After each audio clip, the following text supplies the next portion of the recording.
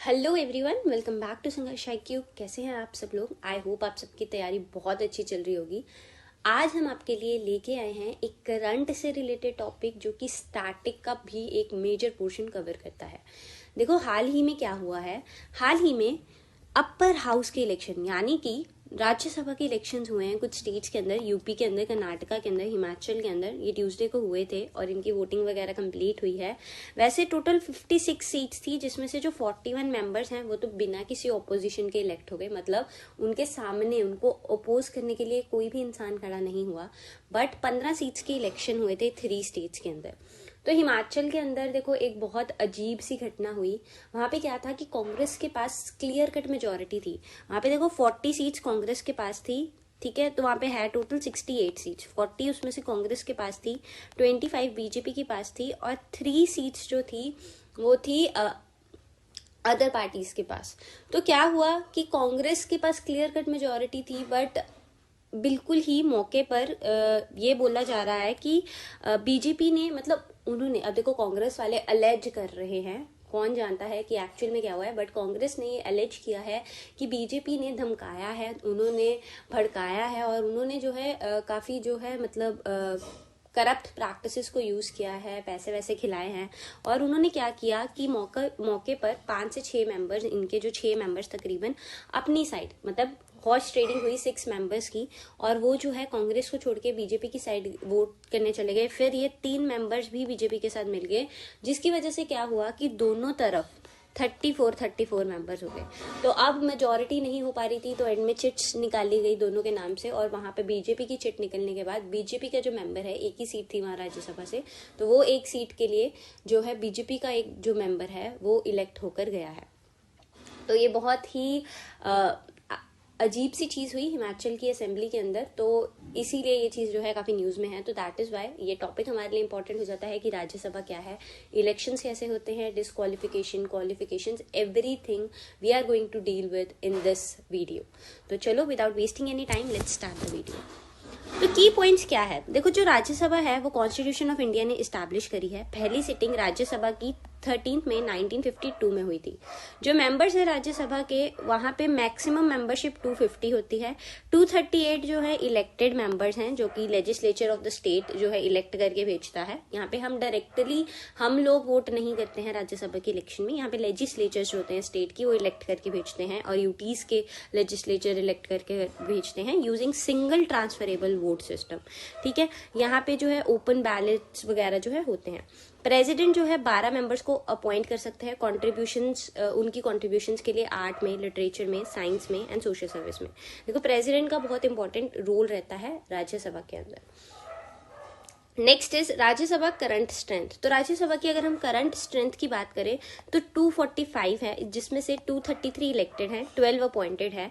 जब Jammu Kashmir reorganisation act आया 2019 के अंदर, ये जो सीट्स थी रिड्यूस कर दी गई है 250 से 245, ओके, तो यहाँ पे 2 लिखा हुआ है, तो रिड्यूस कर दी गई थी 250 से 245 तक, ठीक है।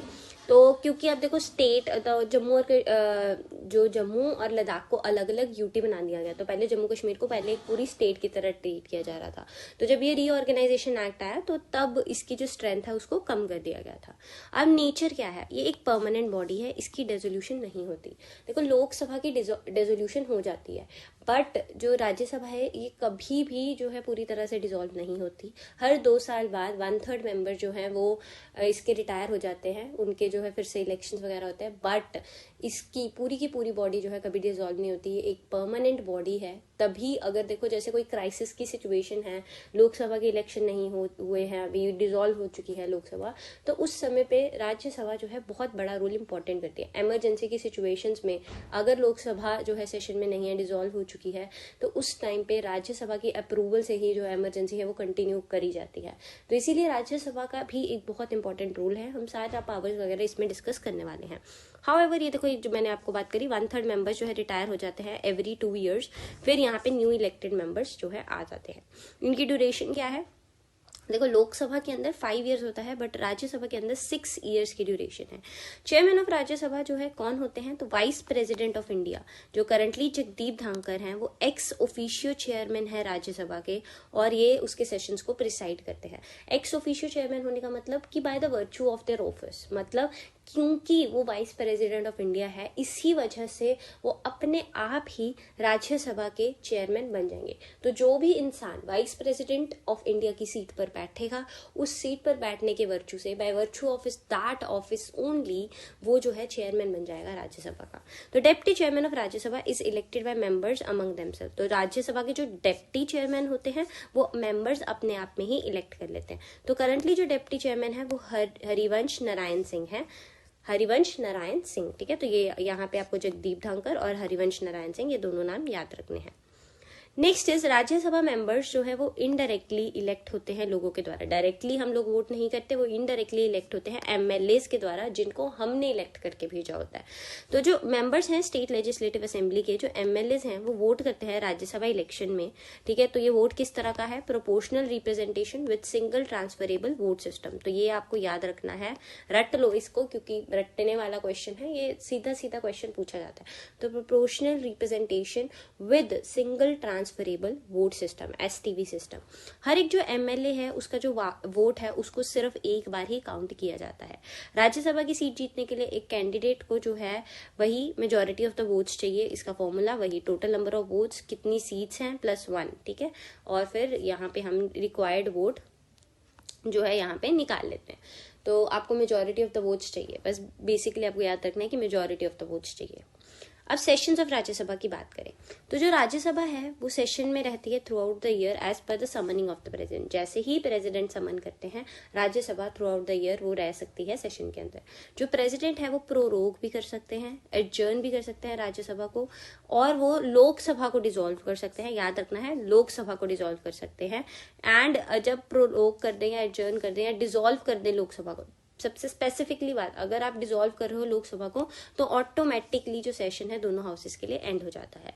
सेशन जो है वही इनका सेम रहता है, जब लोकसभा सेशन में रहती है उसी वक्त राज्यसभा भी रहती है, जैसे budget session, monsoon session, winter session.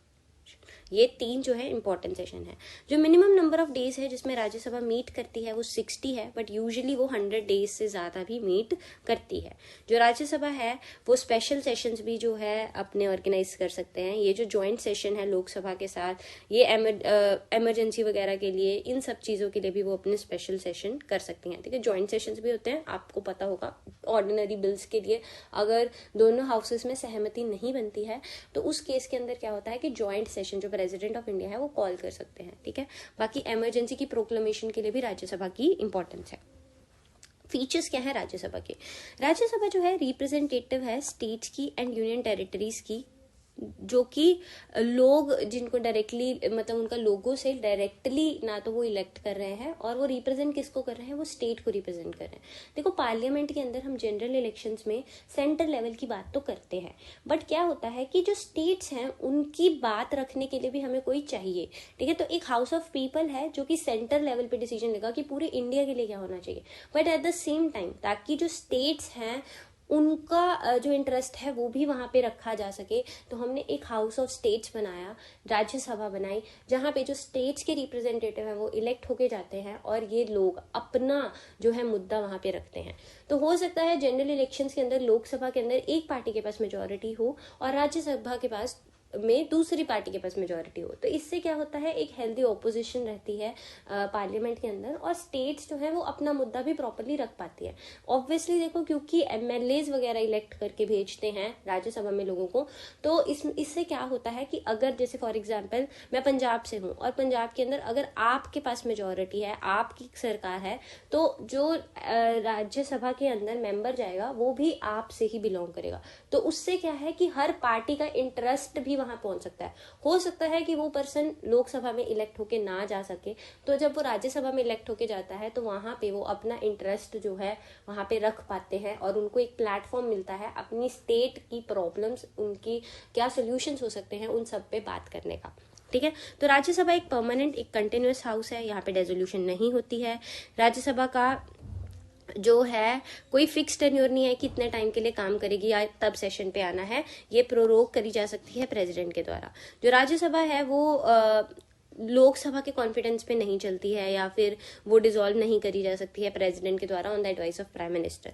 ठीक है, तो ऐसा कुछ नहीं है। देखो लोकसभा के अंदर क्या है, नो कॉन्फिडेंस मोशन पास हो जाएगा तो सरकार गिर जाएगी, बट राज्यसभा में ऐसा कुछ भी नहीं है और इसे डिसॉल्व नहीं किया जा सकता। ऐसा नहीं है कि प्राइम मिनिस्टर ने प्रेसिडेंट को बोल दिया तो राज्यसभा डिसॉल्व हो जाएगा, जी नहीं, ऐसा नहीं हो सकता। ये इंश्योर करता है कि राज्यसभा के पास स्टेबिलिटी है, कंटिन्यूटी है और ये इंडिपेंडेंटली लोकसभा से फंक्शन कर सकती है, सरकार से इंडिपेंडेंट होकर अपने फंक्शंस पूरे कर सकती है। मैंने आपको बताया कि राज्यसभा का काम यही है कि वो अपने स्टेट्स के interest, different parties different states में हैं, उनके इंटरेस्ट को लेके आए, उनके मुद्दे उठाए पार्लियामेंट के अंदर। Next is eligibility and disqualification of Rajya Sabha members. तो जो राज्यसभा मेंबर्स हैं उनको सर्टन एलिजिबिलिटी क्राइटेरिया है इलेक्ट होने का, अपॉइंट होने का हाउस में। सम ऑफ दिस क्राइटेरिया आर कि जो राज्यसभा मेंबर्स हैं वो सिटीजन होने चाहिए इंडिया के, ठीक है, तो इंडियन सिटीजन होने चाहिए, उनकी जो एज है वो 30 ईयर्स मिनिमम, एंड जो राज्यसभा है वो रजिस्टर्ड इलेक्टर होना चाहिए इन द स्टेट और union territory from which he or she is elected और नॉमिनेटेड। तो राज्यसभा के मेंबर को उसी स्टेट का जो है रजिस्टर्ड इलेक्टर होना चाहिए, ठीक है, आपका जो वोटर कार्ड है वहां से रजिस्टर्ड होना चाहिए जिस स्टेट से या यूनियन टेरिटरी से आप इलेक्ट या नॉमिनेट होके आ रहे हैं।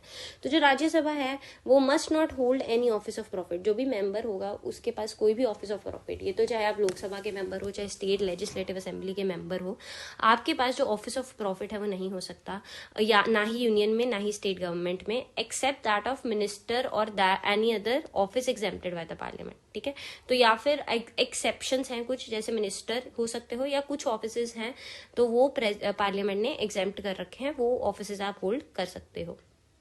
Next is eligibility and disqualification of the Rajya Sabha members. तो जो राज्यसभा मेंबर्स हैं वो जो है डिस्क्वालीफाई किए जा सकते हैं हाउस से कुछ सर्टेन ग्राउंड्स के ऊपर, जैसे कि जो मेंबर है वो voluntarily gives up his or her membership of the party to which he or she belongs. तो देखो आपने एंटी डिफेक्शन लॉ पढ़ा होगा, एंटी डिफेक्शन लॉ के अंदर क्या होता है, अगर आप वॉलंटरली अपनी पार्टी की मेंबरशिप सदस्यता छोड़ देते हैं तो जो है आपकी डिस्क्वालिफिकेशन हो जाएगी हाउस से और आपको फिर से इलेक्शंस में आके खड़ा होना पड़ेगा। ठीक है, अगर वो जो है वोट करते हैं या एब्सटेन करते हैं from voting contrary to the direction of the parliament, again anti defection law में ही है ये, अगर विप जारी कर दी गई है, हर एक को ऑर्डर है कि आपने एक सर्टन उस पर यही स्पेसिफिक वोट करना है और आप उसके अगेंस्ट जाके वोट कर रहे हो, तब भी आपकी डिस्क्वालिफिकेशन हो सकती है। अगर आपको पार्टी से ही निकाल दिया जाए, ठीक है, तो भी ये एंटी डिफेक्शन लॉ का ही पार्ट है, which aims to prevent political defection. Political defection मतलब कि फिरौत ना हो, हॉर्स ट्रेडिंग ना हो और पार्टी डिसिप्लिन बना रहे। जो राज्यसभा मेंबर हैं वो अगर वो कन्विक्ट हो जाए किसी भी ऑफेंस के लिए और सेंटेंस हो जाए इम्प्रिजनमेंट 2 से ज्यादा साल के लिए, तो वो डिस्क्वालीफाई कर दिए जाते हैं, या फिर वो जो कोर्ट भी उन्हें डिस्क्वालीफाई कर दे करप्ट और इलीगल प्रैक्टिसेस इन इलेक्शंस के लिए, या फिर वो गिल्टी हो जाए कंटेम्प्ट ऑफ सुप्रीम कोर्ट और हाई कोर्ट के लिए, इन सब केसेस के अंदर उनको डिस्क्वालीफाई किया जा सकता है। राज्यसभा मेंबर अगर एब्सेंट है 60 कंसेक्यूटिव डेज के लिए बिना परमिशन ऑफ द हाउस से, तब भी वो डिस्क्वालीफाई हो जाएंगे। और राज्यसभा मेंबर अगर वो किसी फॉरेन स्टेट के सिटीजन बन जाते हैं या कोई फॉरेन ऑनर या टाइटल रिसीव कर लेते हैं बिना परमिशन के, तब भी वो जो है डिस्क्वालीफाई कर दिए जाएंगे। नेक्स्ट है पावर्स एंड फंक्शंस क्या है। तो स्पेशल पावर्स राज्यसभा की क्या है कि वो कोई रेजोल्यूशन पास कर सकते हैं बाय 2/3 मेजोरिटी, जिससे क्या है पार्लियामेंट एम्पावर हो जाएगी कि वो स्टेट लिस्ट के किसी मुद्दे पर भी लॉ बना पाए। नॉर्मली आपको पता है 3 लिस्ट हैं, यूनियन, स्टेट और कॉन्करेंट। तो यूनियन लिस्ट के ऊपर सिर्फ यूनियन लॉ बनाता है एंड स्टेट लिस्ट के ऊपर सिर्फ स्टेट लॉ बनाती है। बट अगर राज्यसभा ने 2/3 मेजोरिटी से पास कर दिया तो वो पार्लियामेंट को एम्पावर कर सकते हैं कि ये एक मुद्दा है और इसके ऊपर आप लॉ बना दीजिए। जो राज्यसभा है वो एक रेजोल्यूशन और पास कर सकती हैं 2/3 मेजोरिटी के साथ, जहां पे वो ऑल इंडिया सर्विसेज, जो ये सारी ऑल इंडिया IAS IPS ये सर्विसेज है, इसके क्रिएशन भी जो है राज्यसभा करती है। तो ये 2/3 मेजोरिटी से पास करते हैं। और ऑल इंडिया सर्विसेज हो सकता है आपको आगे चल के इंडियन जुडिशियल सर्विसेज देखने को मिले, तो वो क्रिएशन कहाँ से होगी, राज्यसभा से होगी। तो जो राज्यसभा है वो पास कर सकती है एक रेजोल्यूशन एक सिंपल मेजोरिटी के साथ, जिससे वो अप्रूव कर सकते हैं proclamation of emergency by the president. Simple majority से जो इमरजेंसी प्रोक्लेम करी गई है उसको अप्रूव कर सकते हैं, जो कि लोगों के फंडामेंटल राइट और federal structure of the country को जो है अफेक्ट कर रहा है, अगर लोकसभा पावर में नहीं है, अगर लोकसभा सेशन में नहीं है, उस टाइम पे अकेली राज्यसभा के अप्रूवल से भी उस इमरजेंसी को जो है कंटिन्यू किया जा सकता है। तो ये थी हमारी छोटी सी वीडियो जिसके अंदर हमने राज्यसभा का हर एक पॉइंट डिस्कस किया है। अगर ये वीडियो आपने अच्छे से देख ली, अच्छे से सुन ली है, तो आई गारंटी यू कि आप इस टॉपिक से तो कोई भी क्वेश्चन गलत करके नहीं आएंगे। पर इसे अच्छे से सुनिए, अच्छे से देखिए, याद कीजिए। इसका पीपीटी जो है आपको PDF वो हमारे टेलीग्राम चैनल पे मिल जाएगा, तो उस चैनल को ज़रूर ज्वाइन कीजिएगा और चैनल को सब्सक्राइब करना मत भूलिए और वीडियो को लाइक और शेयर करें अगर आपको ये वीडियो अच्छी लगी। Thank you so much. मुलाकात होगी नेक्स्ट वीडियो के अंदर। Bye bye.